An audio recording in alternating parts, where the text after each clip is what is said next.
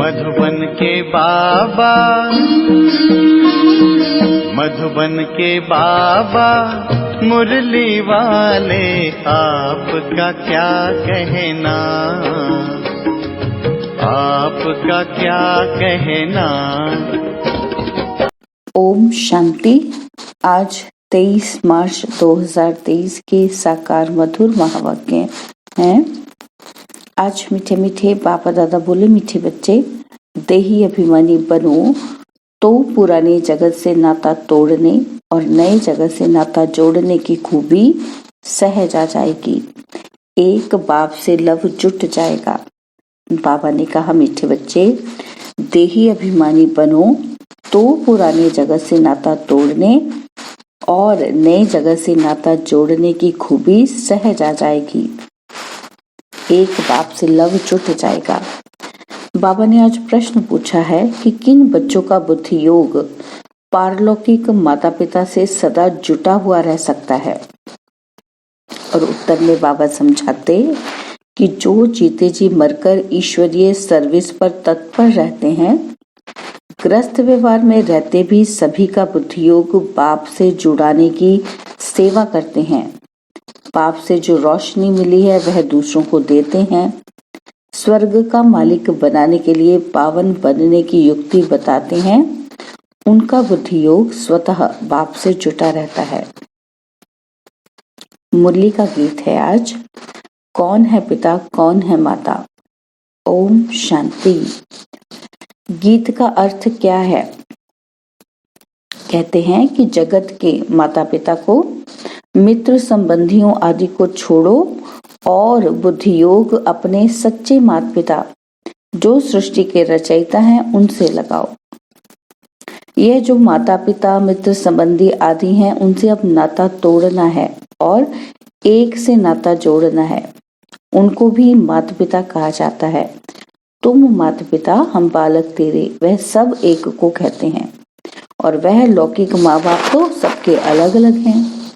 ये सारे भारत अथवा सारी दुनिया का माता पिता है। तो पारलौकिक माता पिता का बनना और लौकिक माता पिता मित्र संबंधियों को छोड़ना, इसके लिए देही अभिमानी बनने का ज्ञान चाहिए। जब तक देही अभिमानी नहीं बनते हैं तब तक छूटना बड़ा मुश्किल है। इस पुराने जगत से नाता तोड़ना है और नए जगत से नाता जोड़ना है, यही खूबी है। हद के एक घर से नाता तोड़ हद के दूसरे घर से नाता जोड़ना तो बहुत सहज है। हर जन्म में तोड़ना और जोड़ना होता है। एक माता पिता मित्र संबंधियों को छोड़ा, दूसरा लिया। एक शरीर छोड़ा तो फिर माता पिता मित्र संबंधी गुरु आदि सब नए मिलते हैं। यहाँ तो जीते जी मरने की बात है। जीते जी पारलौकिक माता पिता की गोद में आना है। इस कलयुगी जगत के माता पिता आदि सबको भुलाना है। यह बाप तो है, फिर माता भी कैसे है? यह है गुह्य बात। बाप ये शरीर धारण कर इनसे फिर अपना बच्चा बनाते हैं, परंतु कई बच्चे ये बात घड़ी घड़ी भूल जाते हैं। अज्ञान काल में कभी माँ बाप को भूलते नहीं हैं और इस माँ बाप को भूल जाते हैं क्योंकि यह नई बात। इस माता पिता से बुद्धि योग जोड़ना है, फिर सर्विस में तत्पर रहना है। जैसे बाप को सर्विस का फुरना रहता है, ऐसे बच्चों को भी रहना चाहिए। कहते हैं भगवान को फुरना हुआ, नई दुनिया रचे। तो ये कितना बड़ा फुरना है। बेहद के बाप को बेहद का फुरना रहता है, सबको पावन बनाना है और उस पावन दुनिया स्वर्ग के लिए राजयोग सिखाना है। कितनों को सिखाना है? सबका बुद्धि योग बाप के साथ जोड़ना है। यही धंधा हम बच्चों का है। बाप कहते हैं, ग्रस्त व्यवहार में रहते तुम बच्चे सर्विस करके दिखाओ। सन्यासियों को फुरना रहता है कि हम कोई को काग विष्टा समान सुख से छुड़ावें, पवित्र बनाएं। उन पर भी रिस्पॉन्सिबिलिटी रहती है कि किसी को वैराग्य दिलाएं, पवित्र बनाएं। वह समझते हैं घर बार छोड़ना है, यह नहीं समझते कि पतित दुनिया को छोड़ना है। यह तो जब बाप आकर पावन दुनिया का साक्षात्कार कराते हैं तब हम पतित दुनिया से नाता तोड़ते हैं। फिर भी वह अपने को जवाबदार समझ घर बार छोड़ कितने को वैराग्य दिलाकर पवित्र बनाते हैं। महिमा तो उन्हीं भी गाई जाती है। ये संन्यास धर्म नहीं होता तो भारत और ही कामचिता पर जलकर भस्म हो जाता। अब वह रजोगुणी संन्यास स्थापन करने वाला कौन और ये तमो प्रधान संन्यास स्थापन करने वाला कौन, ये बाप बैठ समझाते हैं। उनका हेड था शंकराचार्य और उनके भी कितने फॉलोअर्स होंगे, लाखों करोड़ों की अंदाज में होंगे। वह पवित्र नहीं होते तो प्रजा भी वृद्धि को नहीं पाती। तो ये सन्यासियों ने अच्छा ही किया है। तो पहले नंबर में देवताएं गिने जाते हैं और दूसरे नंबर में सन्यासी। सारा मदार है ही पवित्रता पर। दुनिया को पवित्र से अपवित्र फिर अपवित्र से पवित्र बनना ही है। सतयुग से लेकर जो भी ड्रामा में पास्ट हुआ है वह नूंद है। भक्ति मार्ग में साक्षात्कार आदि जो कुछ होता है सेकंड बाय सेकंड वह फिर कल्प बाद होगा। ड्रामा में यह सब नूंद है। ड्रामा चक्र को समझना है। ऐसे नहीं बैठ जाना है कि ड्रामा में जो होगा।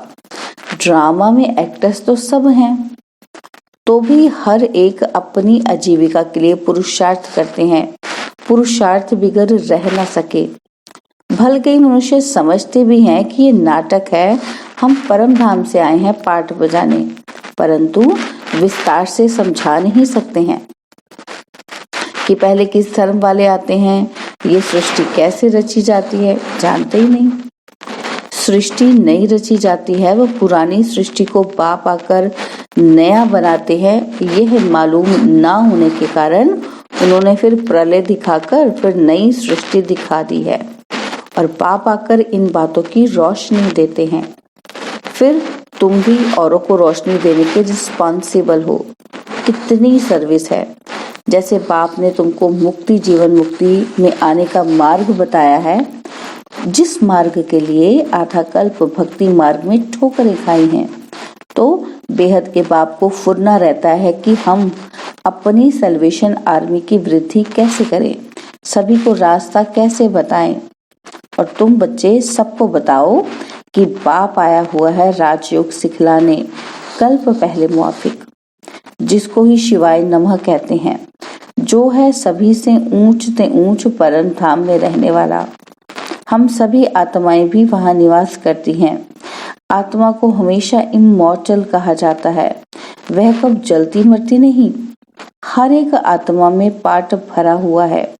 अपनी आत्मा को देखो, वह जो मुख्य हैं उनको देखो। झाड़ को जब देखा जाता है तो मुख्य फाउंडेशन और टाल टालियों को भी देखा जाता है। पत्ते तो अथाह होते हैं, उनको गिनती नहीं किया जा सकता और टाल टालियां गिनती कर सकती हैं। तो बरोबर इस झाड़ में फाउंडेशन हम देवी देवताओं का है। अभी फाउंडेशन ही सड़ गया है। जैसे बनियन ट्री झाड़ का फाउंडेशन सड़ गया है, फिर भी शाखाएं कितनी निकली हुई हैं। शाखाओं से भी पत्ते निकलते रहते हैं। तो यह भी बेहद का कितना बड़ा झाड़ है। तुम बच्चे भी नंबरवार पुरुषार्थ अनुसार जानते हो। ऐसे नहीं कि सारा मदार सारा दिन किसी की बुद्धि में ये चिंतन चलता है। सभी पॉइंट्स एक ही समय बुद्धि में फिरना मुश्किल है। फिर भी जो विचार सागर मंथन करने वाले हैं उनकी बुद्धि में तो टपकता ही होगा। झाड़ बुद्धि में है तो बीज रूप बाप भी याद रहता है। हम भी वहां के रहने वाले हैं और फिर इस झाड़ में हम ही ऑलराउंड आते हैं, आदि से अंत तक। जब तुम पतित जड़ जड़ी भूत अवस्था में आते हो तो सारा झाड़ आ जाता है। पहले पहले जो थे अब वह भी अब पुराने हैं। पिछाड़ी वाली टाल टालियां भी पुरानी हैं। जो सर्विसेबल हैं उनको ओना रहता है कि हम बाबा के मददगार हैं, मनुष्य को फिर से सुदेवता बनाने के लिए। तो ये समझाना पड़ता है, तुम तो देवता थे, सो क्षत्रिय बने। 84 जन्मों की जन्म पत्री तुम ही बता सकते हो। तो ये बातें जब बुद्धि में टपकती रहेंगी तब किसी को समझा सकेंगे। चिंतन चलना चाहिए कि हम बाबा के बच्चे, बाबा के मददगार हैं। तो बुद्धि में आना चाहिए कि हम किसी को ड्रामा का राज कैसे समझाएं, उन्हों का योग बाप के साथ कैसे जुटाएं, मनुष्य से देवता बनाने का पुरुषार्थ कराएं, अर्थात बाप से बेहद का वर्षा लेने का मार्ग बताएं। जिनको बाप द्वारा मार्ग मिला होगा वही बताएंगे। बाप ही आकर राजयोग सिखलाते हैं अथवा मुक्ति, जीवन मुक्ति के गेट्स खोलते हैं। ऐसे सारा दिन विचार सागर मंथन करना चाहिए और स्वभाव भी बहुत मीठा धारण करना है। किसी के भाव स्वभाव में जलना व मरना नहीं है, सहन करना है। तो अपनी सर्विस करनी है, जितना हो सके सर्विस में टाइम देना चाहिए। अपने से पूछना है कि हम बाबा बाबा कहते हैं, बाबा को तो बेहद सर्विस का ऑनर रहता है और मैं बाबा का बच्चा क्या कर रहा हूँ, मुझे कितनी सर्विस करनी चाहिए। टाइम तो बहुत मिलता है, तरस पड़ना चाहिए। बेचारे सभी बाप से बिछड़े हुए हैं, धक्का खाते रहते हैं, पाप करते रहते हैं और बाप से बेमुख कर सबको मुंझाते रहते हैं। और तुम ब्राह्मण बच्चों का काम ही है सबको ज्ञान सुनाए सम्मुख लाना। तुम ब्राह्मण हो, गीता के भगवान के सच्चे सच्चे बच्चे, तुमको अथॉरिटी मिली हुई है। देखो बाबा ने हमें क्या दी है, अथॉरिटी। तुम्हारी बुद्धि में गीता का ही ज्ञान है। जो समझा नहीं सकते उनको हम ब्राह्मण नहीं कह सकते, हाफ कास्ट व क्वार्टर कास्ट कहेंगे। नाम ब्राह्मण है और धंधा शूद्र पने का करते हैं, बुद्धि शूद्र पने की है। अजमेर में पुष्करनी ब्राह्मण रहते हैं तो वह गीता शास्त्र आदि सुनाने वाले होते हैं, उनका धंधा ही यह है। धामा खाना उनका काम नहीं है, उनका सिर्फ काम है शास्त्र सुनाए दक्षिणा लेना। अब तुम तो हो सच्चे सच्चे ब्राह्मण, बेहद बाप के बच्चे। तो प्रजापिता ब्रह्मा बेहद प्रजा का बाप है ना, और शिव बाबा है सभी आत्माओं का बाप। तो उनका निवास स्थान है परम धाम में, वही पतितों को पावन बनाने वाला है। इसलिए सारी दुनिया उनको याद करती है। ओ गॉड कहते हैं तो निराकार ही बुद्धि में आता है, परंतु गुरुओं की जंजीरों में फंसे हुए हैं। जिन देवताओं की पूजा करते हैं उनके ऑक्यूपेशन का पता नहीं है, वह भी जैसे गुड्डे गुड़िया समझ पूजा करते हैं, ऑक्यूपेशन जानते ही नहीं, इसलिए गुड़ियों की पूजा कहा जाता है। तो कितना फर्क रहता है, ढेर के ढेर मूंझे हुए हैं। देवताओं की सूरत और सीरत, मनुष्य की सूरत और सीरत में दिन रात का फर्क है। मनुष्य गाते हैं कि आप सर्वगुण संपन्न, हम नीच पापी हैं। अगर ऐसा कहते हैं तो भला उनको ऐसा बनाने वाला कौन था? अभी तो बरोबर नरक है, फिर स्वर्ग का मालिक क्या हम बन सकते हैं? ये ख्याल कभी मनुष्यों को उठता ही नहीं है। और तुम बच्चों को कभी ये ख्याल थोड़ी उठा होगा कि हम भी ऐसे कभी बनेंगे। सिर्फ भक्ति करते रहे, और अभी तुम जानते हो कि हमको सो देवता बनना है, राजधानी में ऊंच पद पाना है, इसलिए पुरुषार्थ करते हैं। अंदर आना चाहिए कि अगर हमारा शरीर छूट जाए तो हम किस पद को पाएंगे। तुम पूछ भी सकते हो कि अगर हम मर जाए तो क्या पद पाएंगे, तो बाबा झट बता देंगे कि तुम पाई पैसे का पद पाएंगे कि 8 आने का, 12 आने का कि कौड़ी का पद पाएंगे। प्रजा को कौड़ी पद कहेंगे। दिल दर्पण में अपनी शक्ल देखो, कोई बंदरपना तो नहीं है। अशुद्ध अहंकार है नंबर 1।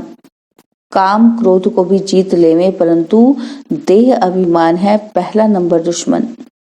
देही अभिमानी बनने से ही फिर और विकार ठंडे होंगे। देही अभिमानी तब बने जब बाप के साथ लव जुटे। तो देही अभिमानी का लव जुट न सके तो देह अभिमान छोड़ने में बड़ी मेहनत चाहिए। देही अभिमानी बड़े हर्षित रहते हैं, देह अभिमानी का चेहरा मुर्दों के जैसा रहता है। तो पहली मुख्य बात है देही अभिमानी बनना, तब बाप भी मदद करेगा। निर्विकारी तो बहुत रहते हैं, परंतु मैं आत्मा हूँ, बाप की याद रहे, यह घड़ी घड़ी भूल जाता है, इसमें फेल हो जाते हैं। अशरीरी नहीं बनेंगे तो वापस कैसे जाएंगे? सर्विस का बहुत फुरना रहना चाहिए, जिससे बहुत मनुष्य का कल्याण हो। देह अभिमानी कहाँ भी जाएगा तो फेल हो जाएगा, और देही अभिमानी कुछ ना कुछ तीर लगा कर आएगा। महसूस करेंगे कि फलाने ने बात तो ठीक कही थी। योग जुट जाए तो सर्विस का फुरना भी हो। उसमें पहले पहले तो अल्फ पर समझाना है, जास्ते तीक तीक से तंग हो जाएंगे। पहले शिवाय नमः 3 तबका भी समझाना है। एक निराकारी दुनिया, यहाँ परमपिता परमात्मा और आत्माएं रहती हैं। बाकी है स्थूल और सूक्ष्म वतन। स्वर्ग में लक्ष्मी नारायण का राज्य था, अब नहीं है। फिर हिस्ट्री रिपीट होगी। आगे कलयुग था, फिर सत्य हुआ, अब फिर कलयुग की हिस्ट्री रिपीट हो रही है, तो अब फिर सत्युग की हिस्ट्री भी रिपीट होगी ना। इसमें ही मजा है। बहुत अच्छी पॉइंट्स हैं। अच्छा, ब्राह्मण कुलभूषण सभी बच्चों प्रति माता पिता बाप दादा का याद प्यार और गुड मॉर्निंग। रूहानी बाप की रूहानी बच्चों को नमस्ते। हम रूहानी बच्चों की रूहानी बाप दादाजी को दिलवा जान सिकवा प्रेम से नमस्ते। ओम शांति। प्यारे बाबा, मीठे बाबा, मेरे बाबा, शुक्रिया बाबा, शुक्रिया बाबा, शुक्रिया बाबा। धारणा के लिए मुख्य सार है। पहला पॉइंट है, जिसके भाव स्वभाव में जलना मरना नहीं है, अपना स्वभाव बहुत बहुत मीठा बनाना है, सहनशील बनना है। और सेकंड पॉइंट है, बाप का खिदमतगार बनने के लिए विचार सागर मंथन करना है, बुद्धि में ज्ञान का ही चिंतन करते रहना है, देही अभिमानी रहने की मेहनत करनी है। बाबा ने आज वरदान दिया, सर्व संबंध एक बाप से जोड़कर माया को विदाई देने वाले सहज योगी भव। सर्व संबंध एक बाप से जोड़कर माया को विदाई देने वाले सहज योगी भव। जहाँ संबंध होता है वहाँ याद स्वतः सहज हो जाती है। सर्व संबंधी एक बाप को बनाना ही सहज योगी बनना है। सहयोगी बनने से माया को सहज विदाई मिल जाती है। जब माया विदाई ले लेती है तब बाप की बधाइयाँ बहुत आगे बढ़ाती हैं। जो हर कदम में परमात्मा दुआएं, ब्राह्मण परिवार की दुआएं प्राप्त करते रहते हैं, वह सहज उड़ते रहते हैं। स्लोगन है, सदा बिजी रहने वाले बिजनेसमैन बनो तो कदम कदम में पद्मों की कमाई है। सदा बिजी रहने वाले बिजनेसमैन बनो तो कदम कदम में पद्मों की कमाई है। ओम शांति। और अब यह एक बहुत अच्छी वीडियो भी जरूर देखें।